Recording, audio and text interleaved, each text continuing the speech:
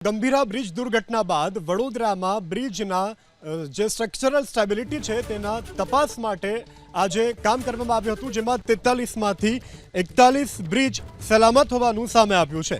મહાનગરપાલિકાએ બ્રિજનો સર્વે કરાવ્યો હતો, જેમાં 43 પૈકી 41 બ્રિજ સલામત હોવાનો રિપોર્ટ આવ્યો છે।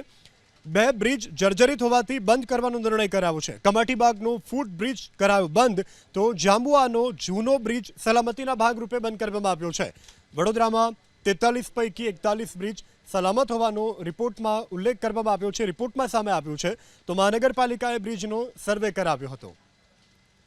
પ્રી મોન્સૂનની કામગીરી અંતર્ગત વડોદરા કોર્પોરેશને જે કન્સલ્ટન્ટ નિમણૂક કરી છે। વડોદરા શહેરમાં ટોટલ 43 હયાત બ્રિજો છે, એમાંથી 14 રેલવે ઓવરબ્રિજ છે, 22 જેટલા રિવર ઓવરબ્રિજ છે, 4 જેટલા ફ્લાયઓવર છે અને એક અન્ય બ્રિજ છે। એમ કરીને ટોટલ 43 બ્રિજ છે। આ તમામના સેફ્ટી ઓડિટ અને સર્વે કરવામાં આવ્યા। 43માંથી 41 બ્રિજનો સ્ટ્રક્ચર સ્ટેબિલિટી રિપોર્ટ અને એની જે મજબૂતાઈ છે એ બરાબર છે એવું આ બંને કન્સલ્ટન્ટો જે વડોદરા કોર્પોરેશન દ્વારા એપોઇન્ટ થયેલા છે